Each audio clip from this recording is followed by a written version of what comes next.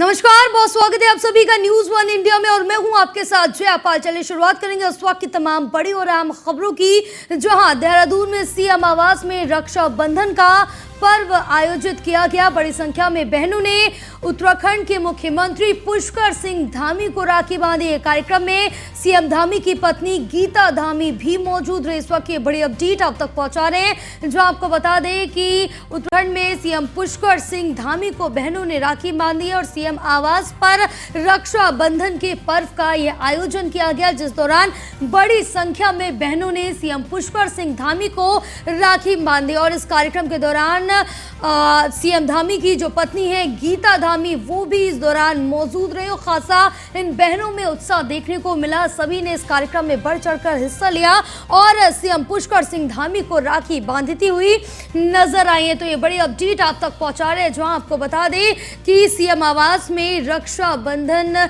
के पर्व को लेकर कार्यक्रम आयोजित किया गया, जहां बड़ी संख्या में बहनें पहुंची हैं और सीएम पुष्कर सिंह धामी को राखी बांधती हुई नजर आई। अब तस्वीरों में भी देख सकते हैं कि यहाँ पर सीएम पुष्कर सिंह धामी को राखी बांध रही हैं।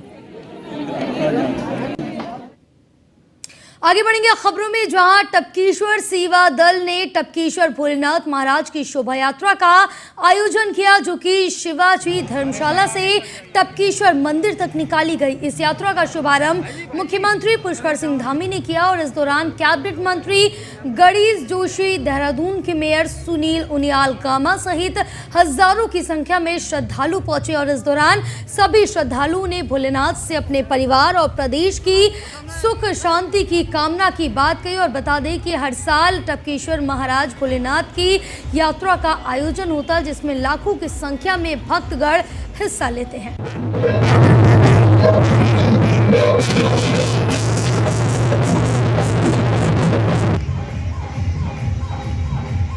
भोले शंकर हमारी द्रोण नगरी देहरादून में भक्तों को दर्शन देने के लिए, भक्तों के कष्ट दूर करने के लिए, भक्त जो है उनको सारे कष्ट दूर हो, ऐसी प्रार्थना मैं भी भोले शंकर से प्रार्थना करता हूं कि देहरादून में सभी के घर में सुख शांति हो, जो उनके कष्ट हो उनके कष्ट दूर हो। और ये हमारी द्रोण नगरी पूरे भारत से जो है टपकेश्वर महादेव के दर्शन करने के लिए सभी तीर्थयात्री यहाँ महादेव महाराज की नगर परिक्रमा है और भोले बाबा ऐसे देवता हैं, सबसे जल्दी अगर प्रसन्न होते हैं तो भगवान शिव जी प्रसन्न होते हैं। मेरे पर टपकेश्वर महादेव की बहुत बड़ी कृपा है। मैं अपना कोई भी काम शुरू करता हूं तो टपकेश्वर महादेव का आशीर्वाद लेके शुरू करता हूं।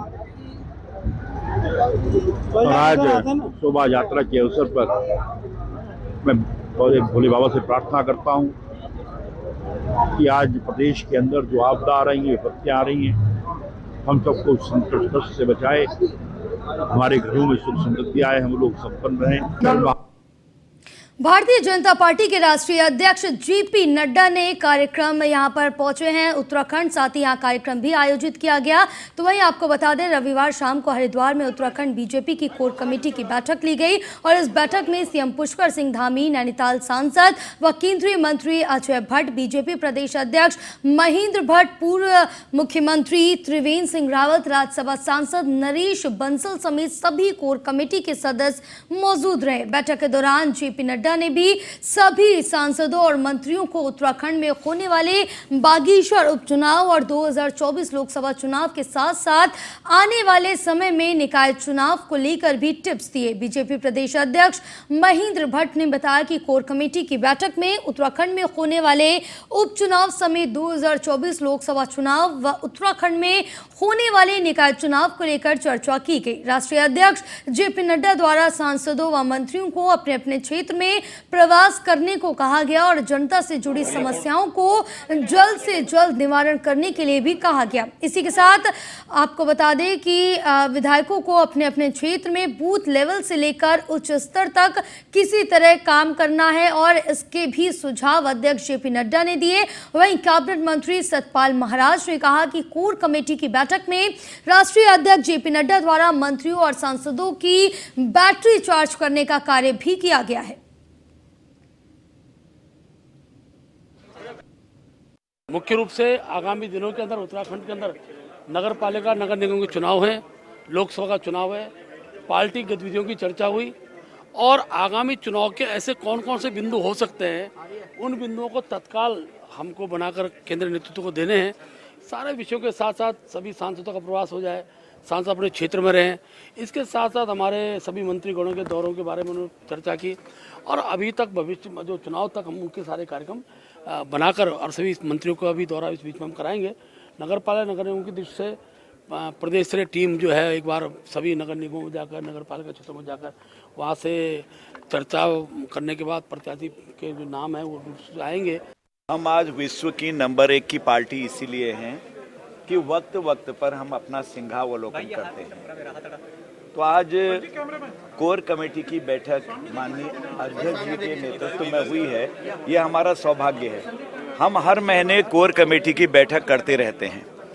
कोई महीना ऐसा नहीं होता है कि कोर कमेटी की बैठक ना हो। अगले महीने भी होगी, किस तरह की जिम्मेदारी और अगले महीने भी होगी और आगे जब इलेक्शन होंगे तब भी होगी, जब इलेक्शन नहीं होंगे तब भी होगी।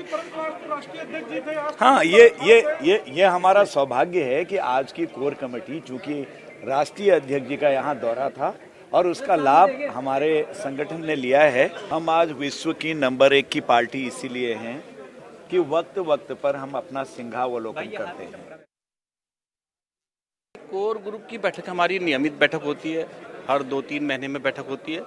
हम सबका सौभाग्य है कि आज हमारी इस बैठक में राष्ट्रीय अध्यक्ष जी के मार्गदर्शन में हुई है और माननीय राष्ट्रीय अध्यक्ष जी के मार्गदर्शन से जिस प्रकार से पूरे कार्यक्रम चल रहे हैं भारतीय जनता पार्टी के, उन्हीं कार्यक्रमों पर चर्चा हुई। कोर ग्रुप की बैठक हमारी नियमित बैठक होती है। बैठक हुई और माननीय नड्डा जी ने, जो हमारे राष्ट्र अध्यक्ष हैं, उन्होंने निर्देश दिए और सबके अंदर बहुत ही बैटरी सबकी चार्ज कर दी और बहुत ही उन्होंने प्रेरणादायक बातें बताई हैं और निश्चित रूप में निर्देश दिए हैं। और उन्होंने जायजा लिया इस समय बागेश्वर का और बागेश्वर में सभी कार्यकर्ता लगे हुए हैं, हम भी बागेश्वर जा रहे हैं और निश्चित रूप में विकास के लिए हमारी सरकार प्रेरित है और विकास के लिए काम कर रही है। लोकसभा चुनाव चर्चा हुई, लोकसभा चुनाव अभी विषय नहीं था, लोकसभा चुनाव विषय नहीं था, परंतु माननीय अध्यक्ष जी ने सबकी बैटरी चार्ज की है और सबको बड़ी प्रेरणा दी है और हम प्रेरणा लेकर के जा रहे हैं क्षेत्र के अंदर। क्या का विषय है, सभी चीज़ों का विषय पर चर्चा की उन्होंने और माननीय मुख्यमंत्री जी को निर्देश दिए हैं कि भाई सबकी सहायता की जाए और सड़कों का निर्माण किया जाए, विकास किया जाए। उसके बाद तो बड़े महत्वपूर्ण टिप्स उन्होंने दिए हैं और उनको लेकर के निश्चित रूप में क्षेत्र में हम जाएंगे और तेजी से। तो खबरों में आगे भी बहुत कुछ है, लेकिन वक्त हो गया एक छोटे से ब्रेक का। ब्रेक के बाद जल्द होंगे हाजिर। ब्रेक के बाद एक बार फिर से आप सभी का बहुत स्वागत है। बढ़ेंगे खबरों की ओर, जहां बीजेपी अध्यक्ष जेपी नड्डा ने खर की पैड़ी में विशेष गंगा आरती में भाग लिया और जेपी नड्डा ने मां गंगा से देश प्रदेश की सुख समृद्धि के लिए प्रार्थना की। इस दौरान श्री गंगा सभा की ओर से मां गंगा का विधि विधान से पूजन कराया गया।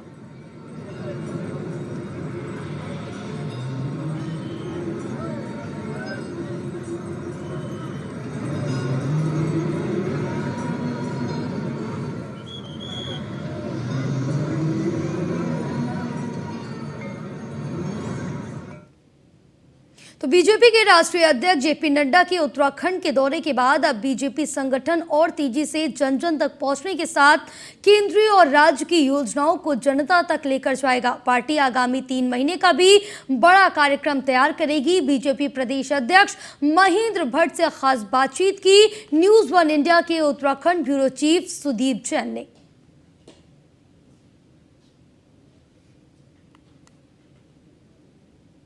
रायवाला के गॉडविन होटल में भारतीय जनता पार्टी के राष्ट्रीय अध्यक्ष जेपी नड्डा की अध्यक्षता में कोर कमेटी, जो कोर ग्रुप है भारतीय जनता पार्टी का, उसकी बैठक संपन्न हो गई है। लोकसभा चुनाव से पहले बैठक बहुत महत्वपूर्ण मानी जा रही है।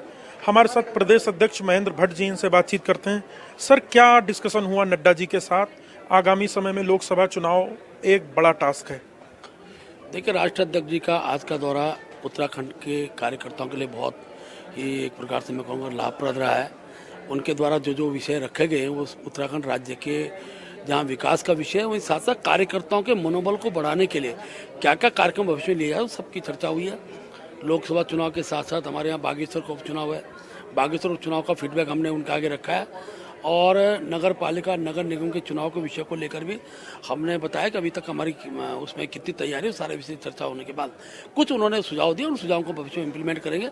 लोकसभा चुनाव में की दृष्टि से सांसदों के प्रवास मंत्रिमंडल का प्रवास, भविष्य के अंदर भिन्न भिन्न जो समाज के वर्ग हैं उनके बीच में कैसे हम कार्यक्रम का स्वरूप दे सकते हैं, सब पर आज की बड़ी चर्चा हुई है।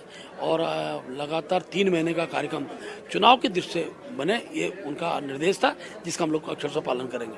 केंद्र की कई योजनाएं राज्य को मिली, इसको जनता तक ले जाना है, और इसके अलावा क्या टिप्स थे जेपी नड्डा जी के? देखिए, मुख्य रूप से केंद्र की योजना को लाभ सांसदों को, विधायकों को मिले, इस पर उनका सार्वजनिक संदेश था कि उसके लिए स्वाभाविक रूप से जिसको लाभ पहुंच रहा है क्या उससे हमारा संपर्क है कि नहीं है, उनसे संपर्क बनाकर उसके मन में भाव आए कि ये योजनाएं जो मिल रही हैं ये भारत सरकार, मोदी जी की भारतीय जनता पार्टी सरकार के कारण मिल रहा है। इस विषय इस नाते भी है कि स्वाभाविक रूप से अभी तक सरकार की योजनाओं का जितना प्रत्येक पॉलिटिकल लाभ मिलना चाहिए उसे लेने में हम कामयाब हों, ये भाव की दृष्टि से नड्डा जी ने हम सबको मार्गदर्शन किया है। और इसीलिए हमने तय किया कि चाहे 33,000 जो प्रधानमंत्री आवास आ रहे हैं किन व्यक्तियों को मिल रहे हैं, उस व्यक्ति तक प्रत्यक्ष रूप से कार्यकर्ता मिलकर और उसके मन में भाव पैदा करेंगे जो तुमको आज तक नहीं मिला वो मोदी जी की सरकार में मिल रहा है। इस विषय को लेकर हम भविष्य में काम करेंगे। अभी क्योंकि उत्तराखंड में आपदा बड़ी मात्रा में आई है, आपदा के बीच में भी उन्होंने कार्यकर्ताओं से आह्वान किया किस प्रकार से व्यक्ति को क्या लाभ पहुंचा सकते हैं, कम से कम वो जीवन यापन में उसको कष्ट ना हो। इन सारे विषयों में भी आपको मार्गदर्शन को प्राप्त हुआ है। तो अध्यक्ष जी, क्या माने जाए आने वाले समय में पहाड़ में, जिलों में, तहसीलों में मंत्रियों के दौरे बढ़ने वाले हैं, विधायकों के, पूर्व विधायकों के दौरे बढ़ने वाले हैं, संगठन के लोग और तेजी से प्रचार में, प्रसार में, जनसंपर्क में जुटने वाले हैं? देखिए, पार्टी का कार्यकर्ता हमारा प्रत्येक दिन कार्यक्रमों से जुड़ा है, लेकिन क्योंकि जब चुनाव वर्ष होता है तो चुनाव वर्ष में इस कार्यक्रम की श्रृंखला को हम बढ़ाते हैं। तो आगामी दिनों में विधायकों के प्रवास बहुत व्यापक रूप से उनसे पर डे किस दिन किस बूथ पर हो गए हैं, जो हमारे बूथ हारे हुए बूथ हैं, 23 विधानसभाओं के जो हारे हुए बूथ हैं, उन बूथों पर हम प्रत्यक्ष रूप से कार्यकर्ता लगाने वाले हैं, क्योंकि किस कारण हारे हैं उसकी भी जानकारी आनी चाहिए और कैसे जीत सकते हैं उसकी भी एक प्रकार से प्लानिंग बन सके। इस दोनों भावों को लेकर भविष्य कार्यक्रम लोग तय करने वाले हैं। अध्यक्ष जी, कार्यकर्ताओं से, पदाधिकारियों की आप जिम्मेदारी तो लगा रहे हैं, उनसे फीडबैक भी ले रहे हैं, परंतु उनका दायित्वों का इंतजार आखिर क्यों नहीं पूरा कर पा रहे हैं? ये तत्काल होगा कि आज माननीय मुख्यमंत्री जी नड्डा जी से मिलने वाले हैं और उस पर मार्गदर्शन जो भी राष्ट्रीय नेतृत्व का होगा, सरकार से हम आगे बढ़ेगी। क्या अलग से मिलेंगे? आज ही बातचीत हो रही है? अभी बातचीत हो रही है, सब मुख्यमंत्री से अलग बात तो हो रही है, मुझसे वो अलग से वार्ता करने वाले हैं। इसके साथ साथ और प्रमुख जो हमारे सांसद हैं, मंत्रीगण हैं, उनके अलग से कुछ लोगों से अगर बातचीत उनका तय है, उनसे उनकी बात हम कराएंगे। अध्यक्ष जी, क्या कैबिनेट में जो विस्तार होना है, क्योंकि 4 पद रिक्त हैं, क्या लोकसभा चुनाव से पहले इसको भी फुलफिल करेंगे? थोड़ा धामी जी का भी काम कम हो जाए, थोड़ा लोगों को भी मौका मिल जाए। देखिए, मुख्यमंत्री का विवेकाधीन विषय है और नेतृत्व जो भी उनको निर्देशित करेगा उसके आधार पर चीजें आगे बढ़ेंगी।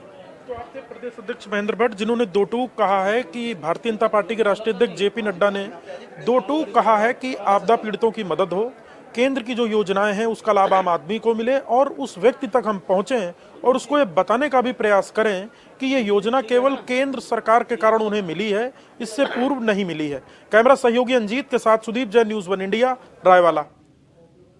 चलिए आगे बढ़ेंगे खबरों में, जहां सांस्कृतिक नगर अल्मोड़ा में ऐतिहासिक नंदा देवी मेले की तैयारियां शुरू हो गई हैं।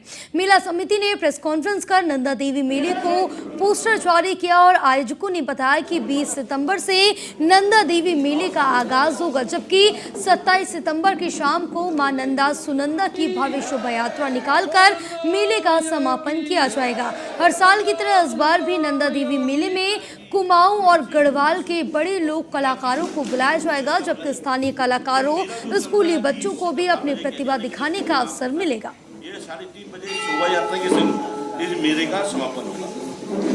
इस मेले में व्यापारी अल्मोड़ा नगर या अल्मोड़ा के खास वजह का नहीं, ये पूरा का पूरा कुमाऊं का मेला है और कुमाऊं के लोगों के